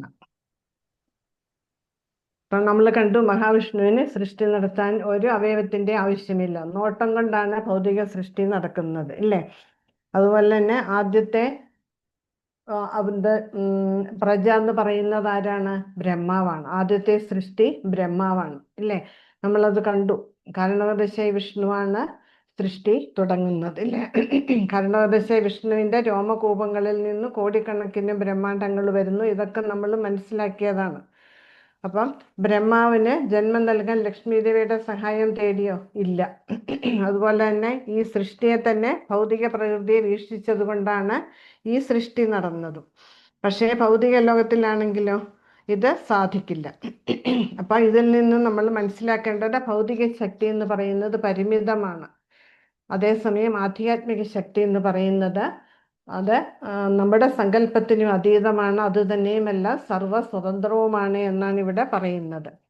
അപ്പം നമ്മളൊക്കെ ഈ ഭൗതിക ശക്തിയുമായിട്ടാണ് ബന്ധപ്പെട്ടിരിക്കുന്നത്. കാരണം നമ്മൾ ഈ ഭൗതിക ലോകത്തില് ഭൗതിക ശക്തിയുടെ സ്വാധീനത്തിലാണ് നമ്മൾ ജീവിക്കുന്നത്, ഇല്ലേ? ത്രിഗുണങ്ങൾക്ക് വിധേയരായിട്ടാണ് നമ്മൾ ഇവിടെ ജീവിക്കുന്നത്. അത് ആ ഭൗതിക ശക്തി അല്ലെങ്കിൽ ഭൗതികോർജം എന്ന് പറയുന്നത് പരിമിതമാണ്. ഒരു പരിധിക്കപ്പുറമുള്ള കാര്യങ്ങൾ നമ്മൾ കാണാനും കേൾക്കാനും ഒന്നും നമുക്ക് സാധിക്കില്ല. അതിനുള്ള കഴിവ് നമ്മൾക്കില്ല. അപ്പം ശരിയായിട്ടൊരു കാര്യം മനസ്സിലാക്കി എടുക്കാൻ നമുക്ക് സാധിക്കുമോ? ഇല്ല. അപ്പം ഭൗതിക ഇവിടെ അത് തന്നെയുമല്ല, ഇവിടെ റൂൾസ് ആൻഡ് റെഗുലേഷൻസ് ഉണ്ട്. എന്തിനും ഏതിനും റൂൾസ് ഉണ്ട്, ഇല്ലേ? ഇപ്പം നമ്മുടെ വീടുകളിലാണെങ്കിലും നമ്മൾ ഒരു ചിട്ടയ്ക്കാണ് നമ്മൾ പോകുന്നത്. ആ ചിട്ട വിട്ടുപോയാൽ എല്ലാം കലങ്ങും, ഇല്ലേ? അതുപോലെ തന്നെ സമൂഹത്തിൻ്റെതായിട്ടുള്ള റൂൾസ് ആൻഡ് റെഗുലേഷൻസ് ഉണ്ട്. ഇതെല്ലാം ഫോളോ ചെയ്ത് നമുക്ക് ഇവിടെ ജീവിക്കാൻ ഒക്കുള്ളൂ. അതുകൊണ്ടാണ് ഈ ഭൗതിക ലോകം എന്തെന്ന് പറയുന്നത് ജയിലായിട്ട് കണക്കാക്കുന്നത്. കാരണം ജയിലിലെ റൂൾസ് ഉണ്ട്, ആ നിയമങ്ങൾ അനുസരിക്കണം, ഇല്ലെങ്കിൽ ശിക്ഷ കിട്ടും. അതേപോലെ ഈ ഭൗതിക ലോകത്തിൽ റൂൾസ് ആൻഡ് റെഗുലേഷൻസ് ഉണ്ട്. അത് ഫോളോ ചെയ്തില്ലെങ്കിൽ നമ്മളുടെ ജീവിതം താറുമാറാകും. അപ്പം അതുകൊണ്ടാണ് പറയുന്നത് ഇതെല്ലാം പരിമിതമാണ്. ഭൗതിക ശക്തി എന്ന് പറയുന്നത് പരിമിതമാണ് എന്ന് പറയുന്നത്. നമ്മളുടെ ഭൗതികമായിട്ടുള്ള ഇന്ദ്രിയങ്ങൾ കൊണ്ട് ഇതിനതീതമായിട്ടുള്ളത്, ഭൗതികതയ്ക്ക് അതീതമായിട്ടുള്ള കാര്യങ്ങളെ മനസ്സിലാക്കിയെടുക്കാൻ നമ്മൾക്കൊരിക്കലും സാധിക്കില്ല. അതുകൊണ്ട് ആധ്യാത്മിക ശക്തി മനസ്സിലാക്കാൻ നമ്മൾക്കൊരിക്കലും സാധിക്കില്ല എന്ന് പറയുന്നത് അതുകൊണ്ടാണ്. ഇപ്പൊ ഉദാഹരണം പറഞ്ഞാൽ, കിണറ്റിലൊരു തവള കിടക്കുന്നു. ആ തവളയുടെ ചിന്ത എന്താ? അതാണ് ഏറ്റവും വലിയ ലോകമെന്നാണ്. കാരണം ആ തവള കിണർ വിട്ട് പുറത്തേക്ക് വരുന്നില്ല. ഒരു സമുദ്രത്തെ കാണിച്ചിട്ട് ഇതാണ് വലിപ്പം, ഏറ്റവും വലുത് എന്ന് പറഞ്ഞാൽ തവള വിശ്വസിക്കുമോ? ഇല്ല. ഇതുപോലെയാണ് നമ്മളുടെ അവസ്ഥ. നമ്മളും ഭൗതിക സൃഷ്ടിയാകുന്ന കിണറിൽ കിടക്കുകയാണ്. അപ്പൊ അതിൻ്റെ ഉള്ളിലുള്ള കാര്യങ്ങൾ അത് തന്നെ മനസ്സിലാക്കി എടുക്കാൻ നമ്മളുടെ ബുദ്ധി നമ്മളെ സഹായിക്കുന്നില്ല. അപ്പൊ പിന്നെ ഇതിനപ്പുറത്തേക്കുള്ള കാര്യങ്ങൾ മനസ്സിലാക്കി എടുക്കാൻ നമ്മൾക്ക് എങ്ങനെ സാധിക്കും? അതിനാണ് നമ്മൾ ആധ്യാത്മിക ഗുരുവിനെ സ്വീകരിക്കണമെന്ന് പറയുന്നത്. ആ ഗുരു പറയുന്ന കാര്യങ്ങൾ നമ്മൾ വിശ്വസിക്കണം. കാരണം ഗുരു എന്ന് പറയുന്നത് ആധ്യാത്മിക സാക്ഷാത്കാര തലത്തിൽ സ്ഥിതി ചെയ്യുന്ന വ്യക്തിയാണ്. ഇതെല്ലാം മനസ്സിലാക്കിയ ഒരാളാണ്. അപ്പൊ ആ ഗുരു പറയുന്ന കാര്യങ്ങൾ നമ്മൾ അതേപടി അംഗീകരിക്കുക, അതാണ് ചെയ്യേണ്ടത്. ആധ്യാത്മിക ശക്തി എന്ന് പറയുന്നത് ഇതുപോലെ അവിടെ റൂൾസ് ആൻഡ് റെഗുലേഷൻസ് ഒന്നുമില്ല. അവിടെ എല്ലാവർക്കും സ്വാതന്ത്ര്യമാണ്, സർവ സ്വാതന്ത്ര്യമുണ്ട് അവിടെ. ഹരേ കൃഷ്ണ. ഇനി അടുത്ത പാരഗ്രാഫ് വേഗം വേഗം വായിക്കണം, സമയം പോകുന്നു. ഹരേ കൃഷ്ണ. ഹരേ കൃഷ്ണ. ഹരേ കൃഷ്ണ. ഹരേ കൃഷ്ണ. പറഞ്ഞിട്ടെ. മഹാവിഷ്ണുവിന്റെ തിരുവുടൽ സുഷിരങ്ങളിൽ എണ്ണമറ്റ പ്രപഞ്ചങ്ങൾ നിലകൊള്ളുകയും അവിടുന്ന് ഉച്ഛസിക്കുമ്പോൾ അവയെല്ലാം ഉളവാകുകയും ചെയ്യുന്നു. ഭൗതിക ലോകത്തിൽ നമുക്ക് അത്തരമൊരു കാര്യത്തിന്റെ അനുഭവമില്ല. എന്നാൽ നമ്മുടെ ശരീരത്തിൽ നിന്നുള്ള വിയർപ്പിന്റെ സൃഷ്ടിയിൽ നിന്ന് ഭഗവത് സൃഷ്ടിയുടെ ഒരു വികൃതമായ പ്രതിഫലനം പരിചയമുണ്ട്. നമുക്ക് മഹാവിഷ്ണുവിന്റെ ശ്വസനത്തിന്റെ ദൈർഘ്യം സങ്കല്പിക്കാനാവില്ല. കാരണം അവിടുത്തെ ഒരു ശ്വസനത്തിന്റെ സമയത്തിനുള്ളിൽ സർവ്വലോകങ്ങളും സൃഷ്ടിക്കപ്പെടുന്നു, സംഹരിക്കപ്പെടുകയും ചെയ്യുന്നു. ഇത് ബ്രഹ്മസംഹിതയിൽ പറഞ്ഞിട്ടുണ്ട്. ബ്രഹ്മാവ് അവിടുത്തെ ഒരു ശ്വസനത്തിന്റെ സമയത്തേക്ക് ജീവിക്കുന്നുള്ളൂ. നമ്മുടെ സമയപ്പട്ടിക പ്രകാരം അത് എത്ര കോടിയാണ്? കോടിക്കണക്കിന് മുകളിലുണ്ട്. നാദാജി. ഹരേ കൃഷ്ണ. അത്രയും വർഷങ്ങൾ, അത് എത്രയായിരുന്നു കൃഷ്ണ വർഷങ്ങൾ ബ്രഹ്മാവ്? എന്തോ ഹരേ മാതാജി? 4320 മില്യൺ. 4320 മില്യൺ വർഷങ്ങൾ ബ്രഹ്മാവിന്റെ 12 മണിക്കൂറേ ആകുന്നുള്ളൂ. ബ്രഹ്മാവ് തന്റേതായ 100 വർഷങ്ങൾ ജീവിക്കുകയും ചെയ്യുന്നു. എന്നിട്ടും ബ്രഹ്മാവിന്റെ ജീവിതദൈർഘ്യം മഹാവിഷ്ണുവിന്റെ ഒരു ശ്വസനത്തിൽ ഉൾക്കൊള്ളുന്നു. അതിനാൽ നിത്യാനന്ദ പ്രഭുവിന്റെ ഒരു ഭാഗിക ആവിഷ്കാരമായ മഹാവിഷ്ണുവിന്റെ ശ്വസനശക്തിയെക്കുറിച്ച് സങ്കല്പിക്കാൻ നമുക്ക് കഴിയില്ല. ചൈതന്യ ചരിതാമൃതത്തിന്റെ രചയിതാവ് 9-ാം ശ്ലോകത്തിൽ ഇതാണ് വിശദീകരിച്ചിരിക്കുന്നത്. ഹരേ കൃഷ്ണ പ്രഭു. ഹരേ നമ്മൾ കൃഷ്ണ. ഹരേ കൃഷ്ണ മാതാജി, താങ്ക് യു മാതാജി. നമ്മൾ കണ്ടു കാരണോദ്ദേശായി വിഷ്ണുവിന്റെ ഓരോ രൂപകൂപങ്ങളിൽ നിന്നുമാണ് കോടിക്കണക്കിന് ബ്രഹ്മാണ്ടങ്ങൾ പുറത്തു വരുന്നത്. അതായത് കാരണോദ്ദേശായി വിഷ്ണു അതിൻ്റെ ശ്വാസനിശ്വാസങ്ങൾ ഉച്ഛ്വസിക്കുകയും നിശ്വസിക്കുകയും ചെയ്യുന്ന സമയത്ത് ബ്രഹ്മാണ്ടങ്ങൾ പുറത്തു വരികയും അതുപോലെ തന്നെ സൃഷ്ടി നടക്കുകയും സംഹാര സമയത്ത് ശ്വാസം ഉള്ളിലേക്ക് എടുക്കുമ്പോൾ ഇതെല്ലാം തിരിച്ചതേപടി ഉള്ളിലേക്ക് അന്ന് അവശേഷിക്കുന്ന ജീവാത്മാക്കളെ ഔഷധികളെ എല്ലാം ആ കാരണോദ്ദേശ വിഷ്ണുവിൽ ഉൾപോകുകയുമാണ് ചെയ്യുന്നത്. ഇങ്ങനെയാണ് സൃഷ്ടിയും സംഹാരവും നടക്കുന്നത്. അപ്പം ആ മഹാവിഷ്ണു, അതായത് കാരണോദ്ദേശ വിഷ്ണു എന്ന് പറയുന്നത് മഹാവിഷ്ണു എവിടെയാണ് ശയിക്കുന്നത്? ഉദകത്തിലാണ്. ഉദകത്തിൽ ശയിക്കുന്നു. അപ്പം ഈ കോടിക്കണക്കിന് ബ്രഹ്മാണ്ടങ്ങൾ വരുമ്പോൾ ആ ഓരോ ബ്രഹ്മാണ്ടത്തിലും മഹാവിഷ്ണു ആരായിട്ട് പ്രവേശിക്കുന്നു? ഗർഭോദകശായി വിഷ്ണുവായിട്ട് പ്രവേശിക്കുന്നു. ആ കാരണോദ്ദേശായി വിഷ്ണുവിൻ്റെ വിയർപ്പാണ് ഗർഭ ഉദകം എന്ന് പറയുന്നത്. അതിൻ്റെ ഏറ്റവും താഴെയുള്ള ഭാഗത്ത് ആ വിയർപ്പ് കൊണ്ട് നിറയുക ചെയ്യുന്നത്. ആ ഭാഗമാണ് ഗർഭ ഉദകം. ഉദകം എന്ന് പറഞ്ഞാൽ സമുദ്രം. ആ വിയർപ്പാണ്, മഹാവിഷ്ണുവിൻ്റെ വിയർപ്പാണ് ഗർഭോദകശായി. അവിടെ മഹാവിഷ്ണു പ്രവേശിച്ച് ഗർഭോദകശായി വിഷ്ണുവായിട്ട് അവിടെ ശയിക്കുകയാണ് ചെയ്യുന്നത് ആദിശേഷന്റെ പുറത്ത്. അപ്പോൾ ആ വിഷ്ണുവിൻ്റെ 4 തൃക്കൈകളുണ്ട് നമുക്കറിയാം. നാഭിയുണ്ട്. നാഭിയിൽ കൂടി എന്തു വരുന്നു? താമരത്തണ്ട് വരുന്നു. ആ താമരത്തണ്ട് എന്ന് പറയുന്നത്, ആ താമരത്തണ്ടിൻ്റെ ഉള്ളിലാണ് ഈ ബ്രഹ്മാണ്ടങ്ങളെല്ലാം സ്ഥിതി ചെയ്യുന്നത്. ആ താമരത്തണ്ടിൻ്റെ അറ്റത്ത് താമരപ്പൂവുണ്ട്. ആ താമരപ്പൂവിലാണ് ആദ്യത്തെ സൃഷ്ടിയായ ബ്രഹ്മാവ് ഇരിക്കുന്നത്. പിന്നീടുള്ള സൃഷ്ടിയെല്ലാം ആരാ നടത്തുന്നത്? ബ്രഹ്മാവാണ്. അതായത് കാരണോദ്ദേശായി വിഷ്ണുവിൻ്റെ ഗർഭോദകശായി വിഷ്ണുവും ബ്രഹ്മാവിന് വേണ്ടുന്ന നിർദ്ദേശങ്ങളും സഹായങ്ങളും എല്ലാം ചെയ്തു കൊടുക്കുന്നു. അങ്ങനെ ബ്രഹ്മാവ് ദ്വിതീയ സൃഷ്ടി നടത്തുന്നു. അപ്പം എല്ലാ ജീവജാലങ്ങളെയും ബ്രഹ്മാവ് ആ താമരപ്പൂവിൽ ഇരുന്നു കൊണ്ടാണ് സൃഷ്ടിക്കുന്നത്. അപ്പം ഇതിന് വേണ്ടുന്ന ഘടകങ്ങളൊക്കെ കാരണോദ്ദേശായി വിഷ്ണുവും ഗർഭോദകശായി വിഷ്ണുവും സപ്ലൈ ചെയ്യുന്നു, കൊടുക്കുകയാണ് ചെയ്യുന്നത്. പിന്നീട് ആ ഗർഭോദകശായി വിഷ്ണു തന്നെ ക്ഷീരോദകശായി വിഷ്ണുവായിട്ട് പാലാഴിയിൽ അവിടെ സ്ഥിതി ചെയ്യുന്നു. ആ ക്ഷീരോദകശായി വിഷ്ണുവാണ് എല്ലാ ജീവജാലങ്ങളുടെ ഉള്ളിൽ പരമാത്മ ചൈതന്യമായിട്ട് കുടികൊള്ളുന്നത്. ഇതെല്ലാം നമുക്കറിയാവുന്ന കാര്യങ്ങളാണ്. നമ്മളിതൊക്കെ എത്രയോ തവണ കേട്ടും മനസ്സിലാക്കിയും ഒക്കെ ചെയ്തിട്ടുള്ളതാണ്. അപ്പോൾ ഈ പാൽക്കടൽ, അതായത് എന്തെങ്കിലും പ്രശ്നങ്ങൾ, ഇപ്പം ദേവന്മാരും അസുരന്മാരും തമ്മിൽ യുദ്ധം വരുന്നു. അപ്പം ദേവന്മാർക്ക് പിടിച്ചു നിൽക്കാൻ പറ്റുന്നില്ല എങ്കിൽ അവർ ഓടും. ആരുടെ അടുക്കൽ? ബ്രഹ്മാവിൻ്റെ അടുക്കൽ ഓടി വരും സഹായത്തിന്. അപ്പം ബ്രഹ്മാവ് എന്താ ചെയ്യുക? ബ്രഹ്മാവ് വേഗം ഈ പാൽക്കടലിൽ പാലാഴിയുടെ തീരത്ത് വരും. അങ്ങോട്ടേക്ക് പ്രവേശിക്കാൻ സാധിക്കില്ല. പാലാഴിയുടെ തീരത്ത് നിന്നുകൊണ്ട് ഈ ക്ഷീരോദശായി വിഷ്ണുവിനെയാണ് സ്തുതിക്കുമ്പോൾ മഹാവിഷ്ണു അശരീരിയിൽ, ആ ക്ഷീരോദശായി വിഷ്ണു അശരീരിയിലൂടെ ബ്രഹ്മാവിന് വേണ്ടുന്ന നിർദ്ദേശങ്ങൾ കൊടുക്കുകയാണ് ചെയ്യുന്നത്.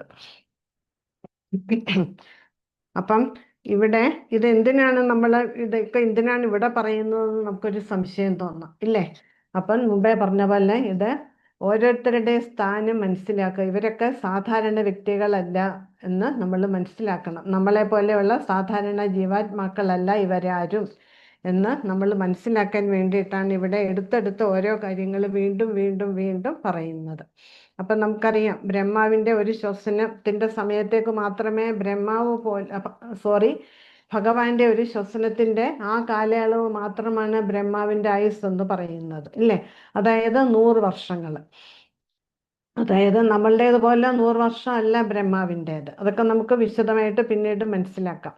അപ്പം ബ്രഹ്മാവിൻ്റെ ജീവിത ദൈർഘ്യം എന്ന് പറയുന്നത് മഹാവിഷ്ണുവിൻ്റെ ഒരു ശ്വസനം, ഇല്ലേ? ശ്വാസം പുറത്തേക്ക് വിടുമ്പോൾ ബ്രഹ്മാവ് ഉൾപ്പെടെയുള്ള സൃഷ്ടിയാണ് നടക്കുന്നത്. ശ്വാസം ഉള്ളിലേക്ക് എടുക്കുമ്പോൾ ബ്രഹ്മാവ് ഉൾപ്പെടെയാണ് ആ മഹാവിഷ്ണുവിൻ്റെ ഉള്ളിലേക്ക് പോകുന്നത്. അപ്പൊ അതുകൊണ്ട് ഇവിടെ നിത്യാനന്ദ പ്രഭു ആരാണെന്നാണ് ഇവിടെ പറഞ്ഞു വരുന്നത്. അപ്പൊ നിത്യാനന്ദ പ്രഭു എന്ന് പറയുന്നത് ഒരു സാധാരണ ജീവാത്മാവല്ല, നിത്യാനന്ദ പ്രഭുവിന്റെ മഹത്വത്തെയാണ് ഇവിടെ സൂചിപ്പിക്കുന്നത്. അതായത് 9-ാം ശ്ലോകത്തില് പറയുന്നത്. മായാഭർത്ത ജാണ്ഡ സംഘാശ്രയാങ്ക ശേതേ സാക്ഷാത് കാരണാം ബോധിമധ്യേ യസേകാംശ ശ്രീപുമാൻ ആദിദേവസ്തം ശ്രീ നിത്യാനന്ദരാമം പ്രപദ്യേ. അതായത് കാരണസമുദ്രത്തിൽ ശയിക്കുന്ന മായാശക്തിയുടെ യജമാനനും സർവ്വലോകങ്ങളുടെയും ആശ്രയവുമായ ആദിദേവൻ കാരണോപദേശായി വിഷ്ണു ആരുടെ ഭാഗിക പ്രതിനിധീകരണമാണോ ആ നിത്യാനന്ദരാമനെ ഞാൻ ശരണം പ്രാപിക്കുന്നു.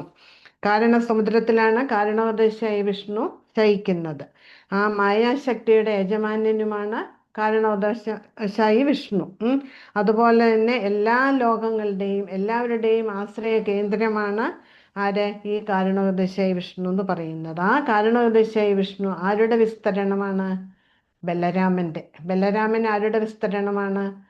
ശ്രീകൃഷ്ണ ഭഗവാന്റെ. ആ ബലരാമൻ തന്നെയാണ് ആര്?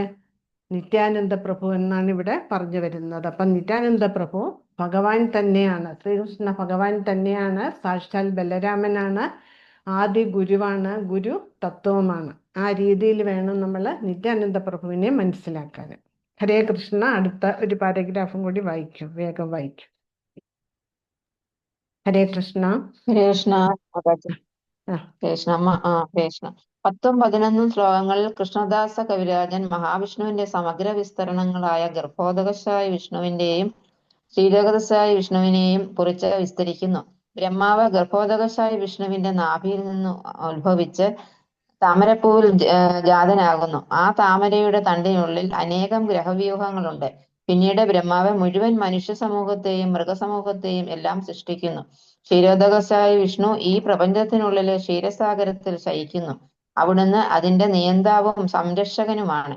അപ്രകാരം ബ്രഹ്മാവ് സൃഷ്ടാവും വിഷ്ണു സംരക്ഷകനുമാകുന്നു. സംഹാരത്തിന് സമയമാകുമ്പോൾ ശിവൻ എല്ലാം ഇല്ലാതാക്കുന്നു. ഹരേ കൃഷ്ണ മാതാജി. ഹരേ കൃഷ്ണ. നമ്മളിപ്പോ പറഞ്ഞത് തന്നെയാണ് 10ഉം 11ഉം ശ്ലോകങ്ങളില്. യസ്യാശാംശ ശ്രീലഗർഭോദകശായി എന്നാഭ്യർജം ലോകസംഘാതനാളം ലോകസൃഷ്ടു സൂതികാധാമധാതുസ്തം ശ്രീ നിത്യാനന്ദരാമം പ്രപദ്യേ. അപ്പൊ ഇവിടെ പറയുന്നുണ്ട്, ഗർഭോദകശായി വിഷ്ണു ആരുടെ അംശത്തിന്റെ അംശമാകുന്നുവോ? ഗർഭോദകശായി വിഷ്ണു ആരുടെ അംശമാണ്? കാരണോദശായി വിഷ്ണു ഇല്ലേ? ആ കാരണോദശായി വിഷ്ണു ആരുടെ അംശമാണ്? ബലരാമന്റെ. അതാണ് ഇവിടെ യസ്യാംശാംശ പറഞ്ഞിരിക്കുന്നത്. അംശത്തിന്റെ അംശം, അതായത് ശ്രീകൃഷ്ണ ഭഗവാന്റെ വിസ്തരണം അംശമാണ് ബലരാമൻ. ബലരാമനിൽ നിന്നാണ് ആര് വരുന്നത്? കാരണോദശായി വിഷ്ണു, ബലരാമന്റെ അംശമാണ്. ആ കാരണോദശായി വിഷ്ണുവിന്റെ അംശമാണ് ഗർഭോദശായി വിഷ്ണു ഇല്ലേ? അപ്പൊ അതാണ് അംശം എന്ന് പറയുന്നത്. അപ്പം ഗർഭോദശായി വിഷ്ണു ആരുടെ അംശത്തിന്റെ അംശമാകുന്നുവോ ആ നിത്യാനന്ദരാമൻ, ആ ബലരാമനെ ഞാൻ നമസ്കരിക്കുന്നു എന്നാണ് പറയുന്നത്. ആ ഗർഭോദശായി വിഷ്ണുവിന്റെ നാഭിയിൽ നിന്ന് അങ്കുരിക്കുന്ന താമരയാണ് ലോകസൃഷ്ടാവായ ബ്രഹ്മാവിന്റെ ജന്മസ്ഥലം. അതാണ് ഞാൻ മുൻ ശ്ലോകത്തിൽ പറഞ്ഞത്. ആ താമരത്തണ്ട് വരുന്നുണ്ട്. ആ താമരത്തണ്ടിന്റെ ഉള്ളിലാണ് എല്ലാ ഗ്രഹങ്ങളും സ്ഥിതി ചെയ്യുന്നത്. എല്ലാ ബ്രഹ്മാണ്ഡങ്ങളും ആ താമരത്തണ്ടിന്റെ ഉള്ളിലാണ്. ആ താമരത്തണ്ടിന്റെ അറ്റത്ത് താമരപ്പൂവുണ്ട്. ആ താമരപ്പൂവിലാണ് ബ്രഹ്മാവ് ഇരിക്കുന്നത്. അവിടെ ഇരുന്നും കൊണ്ടാണ് ബ്രഹ്മാവ് സൃഷ്ടി നടത്തുന്നത്. ആ താമരയുടെ തണ്ടാണ് ഗ്രഹസമുച്ചയങ്ങളുടെ എല്ലാം വിശ്രമസ്ഥാനം. ആ താമരയുടെ ഉള്ളിലാണ് താമരത്തണ്ടിന്റെ ഉള്ളിലാണ് എല്ലാ കോടിക്കണക്കിന് ബ്രഹ്മാണ്ഡങ്ങളും സ്ഥിതി ചെയ്യുന്നത്. ഇനി അടുത്ത ശ്ലോകം.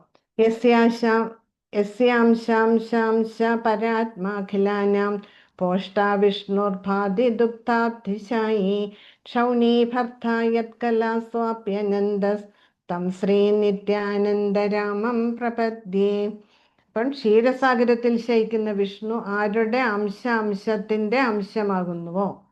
അത് മുമ്പേ പറഞ്ഞതുപോലെ കൃഷ്ണന്റെ അംശം ബലരാമൻ, ബലരാമന്റെ അംശം ആര്? കാരണോദശായി വിഷ്ണു, കാരണോദശായി വിഷ്ണുവിന്റെ അംശം ഗർഭോദശായി വിഷ്ണു, ഗർഭോദശായി വിഷ്ണുവിന്റെ അംശം ക്ഷീരോദകശായി വിഷ്ണു. അപ്പം ആ നിത്യാനന്ദരാമൻ ആരുടെ അംശത്തിന്റെ അംശം? ബലരാമന്റെ അംശത്തിന്റെ അംശത്തിന്റെ അംശം ആകുന്നുവോ ആ നിത്യാനന്ദരാമനെ ഞാൻ ശരണം പ്രാപിക്കുന്നു. ഇപ്പം ബലരാമൻ തന്നെയാണ് നിത്യാനന്ദരാമൻ, അതിനാർക്കും സംശയം വേണ്ട. ആ ക്ഷീരോദശായി വിഷ്ണു എല്ലാ ജീവാത്മാക്കളുടെയും പരമാത്മാവും സർവ്വലോകങ്ങളെയും പരിപാലിക്കുന്നവനാകും. അംശം എന്ന് പറയുന്നത് ക്ഷീരോദശായി വിഷ്ണു ആണ്. നമ്മളുടെ ഉള്ളിലെ പരമാത്മ ചൈതന്യം, ചൈത്യ ഗുരു, ആ ഗുരു തത്വം തന്നെയാണ് നിത്യാനന്ദ പ്രഭു. എല്ലാ ജീവാത്മാക്കളുടെയും പരമാത്മാവാണ് ആര്? ക്ഷീരോദശായി വിഷ്ണു എന്ന് പറയുന്നത്. സർവ്വലോകങ്ങളെയും പരിപാലിക്കുന്നവനുമാണ് ആര്? ക്ഷീരോദശായി വിഷ്ണു. ആ അനന്തശേഷൻ അവിടുത്തെ മറ്റൊരു ഭാഗിക വിസ്തരണമാണ്. ബലരാമൻ തന്നെയാണ് ആദിശേഷനായിട്ട് അല്ലെങ്കിൽ അനന്തനായിട്ട് കുടികൊള്ളുന്നത്. അപ്പൊ ആ ബലരാമൻ തന്നെയാണ് നിത്യാനന്ദ പ്രഭു എന്നാണ് ഇവിടെ പറയുന്നത്. ഹരേ കൃഷ്ണ, മനസ്സിലായല്ലോ ഇല്ലേ? ക്ഷീരോദശായി വിഷ്ണു ഈ പ്രപഞ്ചത്തിനുള്ളില് ക്ഷീരസാഗരത്തിൽ ശയിക്കുന്നു. അവിടുന്ന് അതിൻ്റെ നിയന്താവും സംരക്ഷകനുമാണ്. അപ്രകാരം ബ്രഹ്മാവ് സൃഷ്ടാവും വിഷ്ണു സംരക്ഷകനുമാകുന്നു. സംഹാരത്തിന് സമയമാകുമ്പോൾ ശിവൻ എല്ലാം ഇല്ലാതാക്കുന്നു. സൃഷ്ടി, സ്ഥിതി, സംഹാരങ്ങൾ. മഹാവിഷ്ണു, ബ്രഹ്മാവ്, വിഷ്ണു, മഹേശ്വരൻ, അത് സൃഷ്ടി, സ്ഥിതി, സംഹാരം. അപ്പൊ സംഹാരം സദാശിവനിൽ കൂടിയാണ് നടത്തുന്നത്. ഹരേ കൃഷ്ണ. ഇനി അടുത്തത് ഞാൻ തന്നെ പറയാം, കാരണം അത് മുഴുവൻ എക്സ്പ്ലെയിൻ ചെയ്യാൻ സമയമില്ല. ചൈതന്യ ചരിതാമൃതത്തിന്റെ ആദ്യ 11 ശ്ലോകങ്ങളിൽ കൃഷ്ണദാസ് കവിരാജ ഗോസ്വാമി ഇപ്രകാരം ചൈതന്യ മഹാപ്രഭുവിനെ ശ്രീകൃഷ്ണൻ തന്നെയായും നിത്യാനന്ദ പ്രഭുവിനെ കൃഷ്ണന്റെ പ്രഥമ വിസ്തരണമായ ബലരാമനായും ചർച്ച ചെയ്യുന്നു. അപ്പൊ നമ്മള് ഈ 11 ശ്ലോകങ്ങളിൽ കൂടി നമ്മൾ മനസ്സിലാക്കിയത് എന്താണ്? ചൈതന്യ മഹാപ്രഭു ശ്രീകൃഷ്ണൻ തന്നെയാണ് എന്ന് വീണ്ടും വീണ്ടും പറയുന്നുണ്ട് ഇല്ലേ? നിത്യാനന്ദ പ്രഭു ആണെങ്കിൽ ബലരാമൻ തന്നെയാണ് എന്ന് ഗുരു പറയുന്നുണ്ട്. അപ്പൊ പിന്നീട് 12, 13 ശ്ലോകങ്ങളിൽ അദ്ദേഹം ഭഗവാൻ ചൈതന്യ മഹാപ്രഭുവിന്റെ മറ്റൊരു മുഖ്യ സഹചാരിയും മഹാവിഷ്ണുവിന്റെ അവതാരവുമായ അദ്വൈത ആചാര്യനെ കുറിച്ച് വിവരിക്കുന്നു.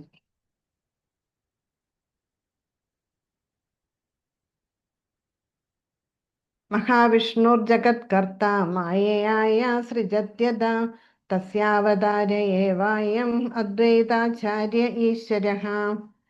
അതായത് മായാശക്തിയിലൂടെ വിശ്വപ്രപഞ്ചങ്ങൾ സൃഷ്ടിക്കുന്ന മഹാവിഷ്ണുവിന്റെ അവതാരമാണ് അദ്വൈത ആചാര്യർ. അദ്വൈതാചാര്യരെ നമുക്കറിയാം, പഞ്ചതത്വയില് നിത്യാനന്ദ പ്രഭുവിന്റെ അടുത്താണ് താടിയുള്ളത് അദ്വൈതാചാര്യരാണ്. അദ്വൈതാചാര്യർ എന്ന് പറയുന്നത് നമ്മളെ പോലെയുള്ള ഒരു ജീവാത്മാവല്ല. അവരൊക്കെ മനുഷ്യരൂപത്തിൽ വന്നെങ്കിലും അവരൊക്കെ അതീന്ദ്രിയ തലത്തിൽ സ്ഥിതി ചെയ്യുന്ന ആത്മാക്കളാണ്. അതായത് വിഷ്ണു തത്വം പ്ലസ് സദാശിവൻ, ഒറിജിനൽ സദാശിവൻ, അതായത് മഹാവിഷ്ണു തന്നെയാണ് സദാശിവനായിട്ട് വിസ്തരണം ചെയ്യുന്നത്. അതുകൊണ്ടാണ് വിഷ്ണു തത്വം പ്ലസ് ശിവതത്വമായിട്ട് അദ്വൈത ആചാര്യരെ കണക്കാക്കുന്നത്. ആചാര്യർ, നമ്മൾ ഇനി അടുത്ത ശ്ലോകത്തിൽ അതേക്കുറിച്ച് മനസ്സിലാക്കും. ആചാര്യനായിട്ടാണ്, അതായത് സങ്കീർത്തന പ്രസ്ഥാന കൃഷ്ണാവബോധം പ്രചരിപ്പിക്കുന്ന ആചാര്യൻ ആയിട്ടാണ് അദ്വൈതാചാര്യരെ വന്നിരിക്കുന്നത്. അദ്വൈതം എന്ന് പറഞ്ഞാൽ രണ്ടല്ല ഒന്നാണ് എന്നാണ് അർത്ഥം. 13ാമത്തെ ശ്ലോകത്തിലും അത് തന്നെയാണ് പറഞ്ഞിരിക്കുന്നത്.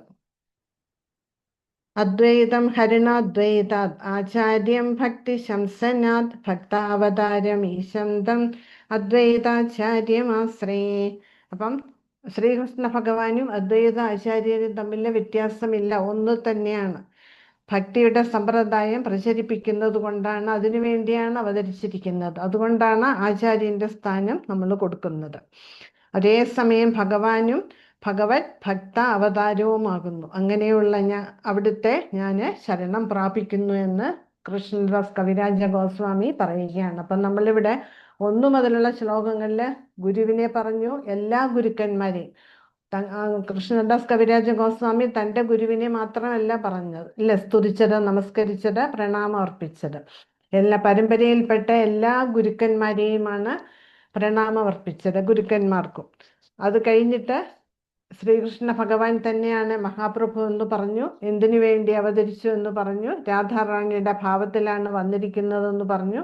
അത് കഴിഞ്ഞ് സൃഷ്ടിയെക്കുറിച്ചിട്ട് ചുരുക്കി പറഞ്ഞു ഇല്ലേ? അതിലൂടെ പുരുഷാവതാരങ്ങളെല്ലാം പ്രണാമം അർപ്പിച്ചു. പിന്നീട് ആർക്കാണ് വന്നിരിക്കുന്നത്? പിന്നീട് ഭഗവാനെ പ്രണാമം അർപ്പിക്കുകയാണ് ചെയ്യുന്നത്. അത് കഴിഞ്ഞിട്ട് ബലരാമന് ഇല്ലേ, പിന്നീട് നിത്യാനന്ദ പ്രഭുവിന് ഇല്ലേ, പിന്നീട് ആരിലേക്ക് വന്നു? അദ്വൈത ആചാര്യരിലേക്ക് വന്നു. അപ്പൊ അദ്വൈതാചാര്യരും ആരാണ്? ഭഗവാൻ തന്നെയാണ്. അതായത് ഭഗവാന്റെ വിസ്തരണമാണ്. അദ്വൈതം എന്ന് പറഞ്ഞാൽ എന്താണ്? രണ്ടല്ലാത്തത്, ദ്വയമല്ലാത്തത് എന്നാണ്. ഭഗവാനിൽ നിന്നും ഒട്ടും വ്യത്യസ്തമല്ല, ഭിന്നനല്ലാത്തതിനാൽ അദ്ദേഹത്തിന്റെ നാമം അങ്ങനെ വന്നു, അദ്വൈതാചാര്യ. രണ്ടല്ല, ഒന്ന് തന്നെയാണ്. ഭഗവാനും ഞാനും ഒന്ന് തന്നെയാണ് എന്നുള്ള അർത്ഥത്തിലാണ് അദ്വൈതൻ. ഗുരുസ്ഥാനമായതുകൊണ്ട് അദ്വൈത ആചാര്യരെന്ന് നമ്മൾ വിളിക്കുന്നു. എന്തിനു വേണ്ടി വന്നതാണ്? കൃഷ്ണാവബോധം പ്രചരിപ്പിക്കാൻ വേണ്ടി വന്നതാണ്. നമുക്ക് അറിയാം, മഹാപ്രഭു അവതരിക്കാനുള്ള കാരണക്കാരൻ ആരാണ്? അദ്വൈതാചാര്യരാണ്. അക്കാലത്ത് ഭാരതത്തിലെ ഉടനീളം, ബംഗാളിൽ മാത്രമല്ല ഭാരതത്തിലുടനീളം തന്നെ ഇവിടെയുള്ള ബ്രാഹ്മണരെല്ലാം തന്നെ ഭക്തി കുറഞ്ഞു വന്നു. മഹാപ്രഭു മാറിപ്പോയി. ഭക്തി കുറഞ്ഞു വന്ന് എല്ലാവരും ഇവിടെയുള്ള ബ്രാഹ്മണ പുരോഹിതരെല്ലാം തന്നെ ഒരു ബിസിനസ്സായിട്ട് കണ്ടു. പൂജയും മറ്റ് യജ്ഞങ്ങളും ഹോമങ്ങളും എല്ലാം അവരുടെ ഒരു ഉപജീവന മാർഗമായിട്ടെടുത്ത് ആൾക്കാരെ ചൂഷണം ചെയ്യുകയാണ്. ഇത് കണ്ടിട്ട് അദ്വൈത ആചാര്യർക്ക് വളരെയധികം സങ്കടമായി. ഇങ്ങനെ പോയി കഴിഞ്ഞാൽ ഭക്തി എന്നുള്ളത് ഇല്ലാതാകും, അപ്പൊ സമൂഹം നശിക്കും, നാട് നശിക്കും, എന്ത് ചെയ്യണം എന്ന് അദ്ദേഹം വിഷമിച്ചു. അദ്ദേഹം മനസ്സിലാക്കി, ഭഗവാൻ അവതരിച്ചേ പറ്റുള്ളൂ, ഇനി ഒട്ടും വൈകിക്കാൻ പാടില്ല. ഇത് തന്നെയാണ് ഭഗവാൻ ശ്രീ ചൈതന്യ മഹാപ്രഭുവായിട്ട് അവതരിക്കാനുള്ള ഏറ്റവും ശരിയായിട്ടുള്ള സമയം. അതിനുവേണ്ടി അദ്ദേഹം എന്ത് ചെയ്തു? സാളഗ്രാമം, തുളസി ഇലയും ഗോപി ചന്ദനവും വെച്ചിട്ട് ഭഗവാനെ ആരാധിച്ചു, ഭഗവാനോട് അപേക്ഷിച്ചു, എത്രയും പെട്ടെന്ന് ഈ ഭൗതിക ലോകത്തിൽ അവതരിച്ചേ പറ്റുള്ളൂ, അങ്ങ് വന്നേ പറ്റുള്ളൂ. ഇനി സമൂഹത്തെ രക്ഷിക്കണമെങ്കിൽ അങ്ങ് ഇപ്പോൾ തന്നെ ഇവിടെ അവതരിക്കണം, ഒട്ടും വൈകിക്കാൻ പാടില്ല എന്ന് അദ്വൈതാചാര്യരെ മനമുരുകി വിളിച്ചു. അദ്വൈതാചാര്യരുടെ പ്രാർത്ഥന വൈകുണ്ഠ ഗ്രഹങ്ങളിലും മുഴങ്ങിക്കേട്ടു എന്നാണ് പറയുന്നത്. അങ്ങനെയാണ് ശ്രീകൃഷ്ണ ഭഗവാൻ ശ്രീ ചൈതന്യ മഹാപ്രഭുവായിട്ട് അവതരിച്ചത്. ഇനി ബാക്കി നമുക്ക് അടുത്ത ക്ലാസ്സിൽ. ഹരേ കൃഷ്ണ. ഹരേ കൃഷ്ണ. സമയമായിരിക്കണോ? ആക്ച്വലി ഭയങ്കര ടഫായിട്ടുള്ള കാര്യമാണ്. മാതാജി വളരെ സിമ്പിൾ ആയിട്ട് നമുക്ക് ചെയ്തു തരുന്നു. ഹരേ കൃഷ്ണ. പ്രഭു സമയമുണ്ട്, ഒരു സംശയം മാതാജിയോടൊന്ന് ചോദിച്ചോട്ടെ? ഹരേ കൃഷ്ണ. ഹരേ കൃഷ്ണ. ഹരേ കൃഷ്ണ. മാതാജി, ഇപ്പൊ ഇവിടെ നമ്മൾ പഠിച്ചിടത്ത് ഈ ക്ഷീരസാഗര സായി ആണല്ലോ വിഷ്ണു പറയുന്നുണ്ടല്ലോ, വൈകുണ്ഠവാസി പറയുന്നുണ്ട്. അപ്പൊ അദ്ദേഹം അധിവസിക്കുന്ന ക്ഷീരസാഗരവും നമ്മുടെ ഈ 14 ലോകങ്ങളും എല്ലാം ഈ ബ്രഹ്മാണ്ടത്തിനകത്ത് തന്നെയല്ലേ വരുന്നത്? ക്ഷീരസാഗരം ബ്രഹ്മാണ്ടത്തിനകത്താണ് ഉള്ളത്, പക്ഷെ നമ്മൾക്ക് കാണാൻ സാധിക്കില്ല.